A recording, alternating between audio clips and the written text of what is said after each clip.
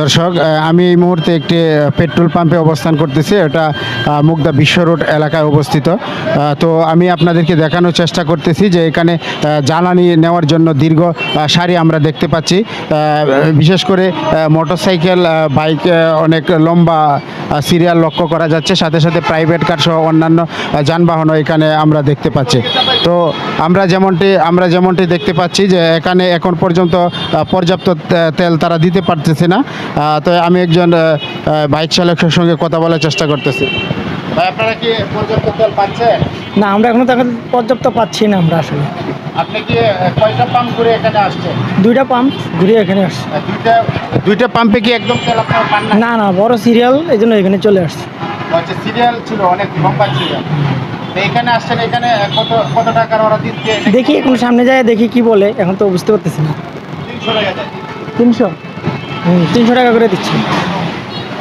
আচ্ছা, তাহলে এই যে আপনারা তেল পাচ্ছেন না পর্যাপ্ত, তাতে আপনারা যারা রাইড চালান তাদের আপনি কি রাইড চালাবেন? আচ্ছা, যাই হোক, আপনার চাকরিজীবী, চাকরিজীবী, তাতে কি আপনার সমস্যা হচ্ছে না? অবশ্যই সমস্যা আছে। এখন দেখি অফিস কি সিদ্ধান্ত নেয়। ধন্যবাদ ভাই আপনাকে। যা ভাই, এখানে যেমনটি জানতে পারলাম যে এইখানে উনি বেশ কয়েকটা পাম্প ঘুরে এখানে এসে পাওয়ার আশা রাখতেছেন। এখনও উনি যেটা বলতেছেন যে পর্যাপ্ত তেল এখানে পাবেন না।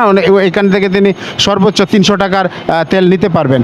এবং বিশেষ করে যারা রাইড চালায় বা তাদের জন্য সমস্যাটা আসলে প্রকট ধারণ করেছে। তারা এই তেলের সংকটের কারণে তারা পর্যাপ্ত সেই রকমভাবে তারা সেবা দিতে পারছে না। তারা দীর্ঘক্ষণ এই তেল সংগ্রহ করার কাজে তাদেরকে ব্যস্ত থাকতে হচ্ছে এবং ঘন্টার পর ঘন্টা সময় এইখানে তাদেরকে ব্যয় করতে হচ্ছে। তো আমি যেমনটি দেখানোর চেষ্টা করতেছি, এখানে ছোটো বড় অনেক গাড়ির সারি, দীর্ঘ সারি লক্ষ্য করা যাচ্ছে।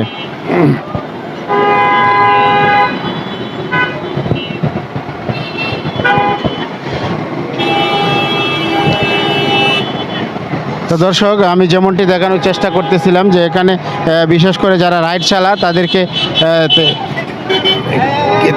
তাদেরকে তাদেরকে যেমনটা দেখানোর চেষ্টা করতেছি। এখানে আমি অনেক লম্বা সিরিয়াল মোটরসাইকেলের লক্ষ্য করতেছি।